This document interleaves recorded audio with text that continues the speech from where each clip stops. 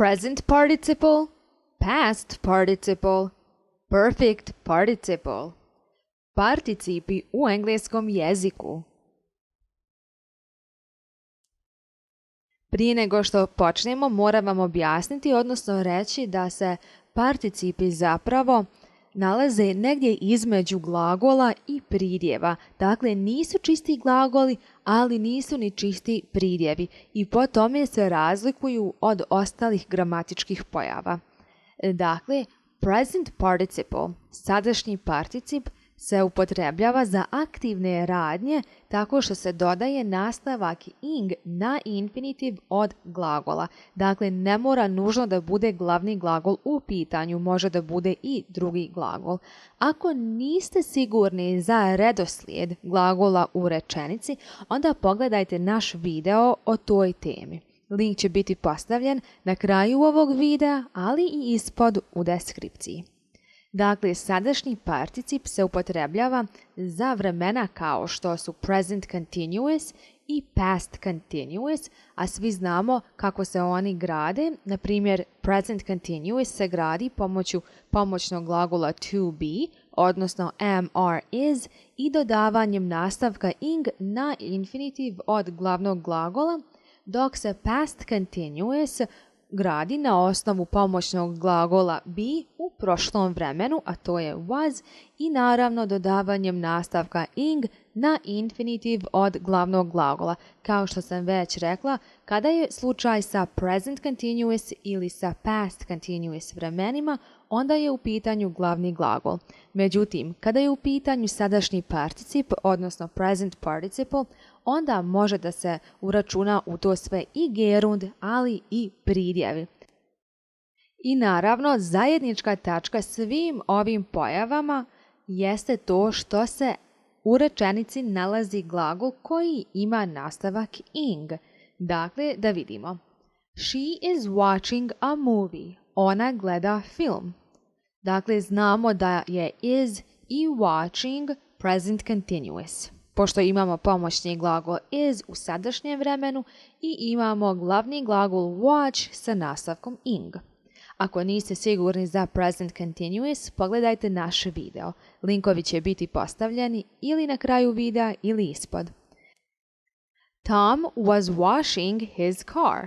Tom je prao svoje auto. Dakle, imamo pomoćni glagol was i imamo wash sa nastavkom ing. Ovo je glavni glagol naravno, a u pitanju je past continuous, odnosno prošlo trajno vrijeme, zbog toga što sve radnje koje se dešavaju u present continuousu ili u past continuousu su trajne, dakle one traju. I naravno idemo dalje. Dakle, watching movies is fun. Gledanje filmova je zabavno. Dakle, ovdje vidimo da nemamo pomoćnog glagola ispred riječi koja ima nastavak ing i po tome znamo da ne može da bude ni present continuous ni past continuous, već je gerund. Dakle, gerund se upotrebljava kada želimo da pričamo o nekim radnjama koje traju, ali koje zapravo nisu ni glagoli, već su više pridjevi. To je ta razlika, na primjer, između is watching i samo watching movies, pošto je to nešto generalno ili opšte. Više opisuje glavni glagol nego bilo šta drugo. Dakle, i naravno imamo I like watching movies. Volim da gledam filmove. I ovdje isto imamo pojavu koja se zove gerund. Dakle, imamo i video o svim glagolima koji mogu da stoje ispred gerunda, kao što je riječ like, odnosno kao što je glagol like, pa pogledajte taj video. I imamo look at the singing girl. Svi znamo da je riječ singing glagol, međutim u ovom slučaju se više upotrebljava kao pridjev, jer opisuje djevojčicu. Gledaj djevojčicu koja pjeva. Na primjer, na našem jeziku bi bilo neprirodno da prevedemo rečenicu pogledaj ili gledaj u pjevajuću djevojčicu. Dakle, to bi bilo izvorno pjevajuća djevojka, odnosno djevojčica u ovom slučaju, i po tome vidimo da je zapravo pjevanje nešto što opisuje tu djevojčicu. Međutim, na našem jeziku bi bilo malo pravilnije prevesti gledaj djevojčicu koja pjeva. I imamo watch the sleeping baby, pazi bebu koja spava.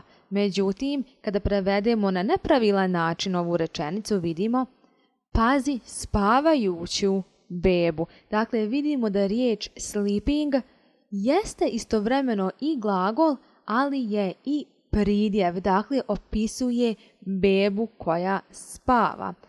Po ovome se razlikuje present participle, odnosno sadašnji particip.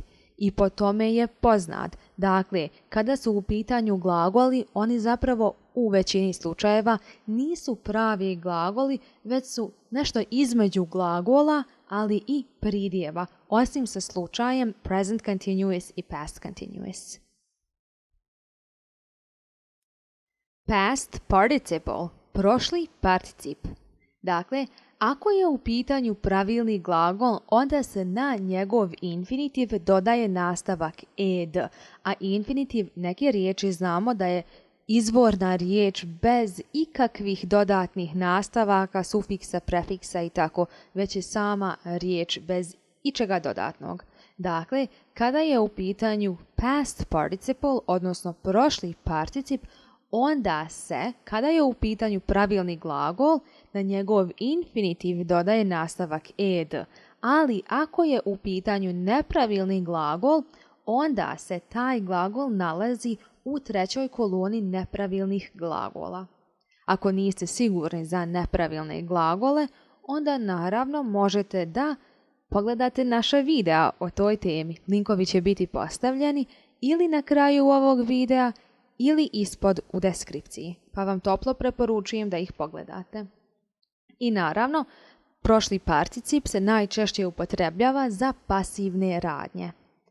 A naravno, kada su u pitanju pasivne radnje, onda se najčešće upotrebljava present perfect ili past perfect ili pasiv, ali i pridjevi. Međutim, svi imaju zajedničku tačku, a to je da su sve radnje koje su u pitanju pasivne, dakle nisu aktivne. Kao na primjer, I have made a cake. Napravila sam kolač. Vidimo da imamo pomoćni glagol have i imamo glavni glagol made, ali ovaj glavni glagol se nalazi u trećoj koloni nepravilnih glagola pošto potiče od riječi make. Ako niste sigurni za present perfect, pošto je ovo present perfect vrijeme, onda pogledajte naš video o toj temi. Dakle, I had called her multiple times. She did not answer. Nazvala sam je više puta, nije se javila. Dakle, pošto imamo pomoćni glagol had i imamo glavni glagol called, koji potiče od call i po tome znamo da je u pitanju pravilni glagol kojem smo dodali nastavak ed. Dakle, had called, a rečenica je u past perfect vremenu. I naravno imamo a cake was made. Kolač je napravljen. U pitanju je pasiv. Međutim, toplo vam preporučujem da pogledate naš video o pasivu, odnosno o najbržem načinu da ga savladate. Link će definitivno biti postavljen na kraju ovog videa, ali i ispod u deskripciji. I imamo još jednu rečenicu u pasivu, a to je a storm was announced. Nevrijeme je najavljeno. Dakle, a storm was announced. Dakle, kao što sam već jednom rekla, prošli particip se gradi od pravilnih ili od nepravilnih glagola. U ovom slučaju announced je pravilni glagol. Dakle, ima nastavak ed, dok u prethodnoj rečenici made potiče od glagola make i on je nepravilan. I imamo look at the bored child. Dakle, kada je neko bored, njemu je dosadno. Dakle, on nije dosadan, već je njemu dosadno. Dakle, ova rečenica, look at the bored child, ne može da se prevede pogledajte u dosadno dijete. Ne, to nije smisao ove rečenice, već pogledajte dijete kojem je dosadno. I nemojte zaboraviti da se prošli particip upotrebljava za pasivne radnje pomoću present perfect, past perfect, pasiva i pomoću pridjeva. I naravno, svi moraju biti na bazi dodavanja nastavka ed kada je pravilni glagol u pitanju ili kada je nepravilni glagol u pitanju, onda je u pitanju treća kolona nepravilnih glagola. I na kraju imamo perfect participle, odnosno perfektni particip, koji se naravno gradi od glagola having i od prošlog participa. Dakle, malo prije smo spomenuli prošli particip, pa vam je on sada, nadam se, jasan. I naravno, perfektni particip se koristi za radnje koje su se završile u prošlosti. Kao na primjer, having slept all night, I did not go to work.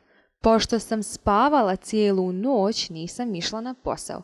Dakle, jednostavno mi se nije dalo da idem na posao jer sam se dobro osjećala pa sam htjela da ostanem kod kuće i da nešto fino radim, nešto zabavno.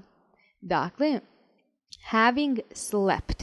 Dakle, vidimo da imamo having kao naš glagol i imamo slept koji se odnosi na prošli particip. I imamo having worked for 12 hours, I went home. Pošto sam radila 12 sati, otišla sam kući.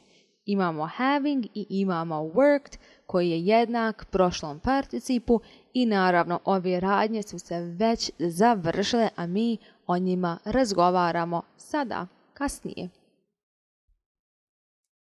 I naravno još jedna mala stvar prije nego što završimo, perfektni particip, odnosno perfect participle, se rijetko upotrebljava u svakodnevnom govoru. Dakle, ovo je rijetka pojava za razliku od prethodna dva participa. Tako da i to znate. I to bi bilo to. Nemojte zaboraviti da nas preporučite vašim prijateljima, da pritisnete na crveno dugme subscribe kao i na malo zvono pored toga kako biste dobijali obavještenja o svim našim novim objavama. Hvala vam!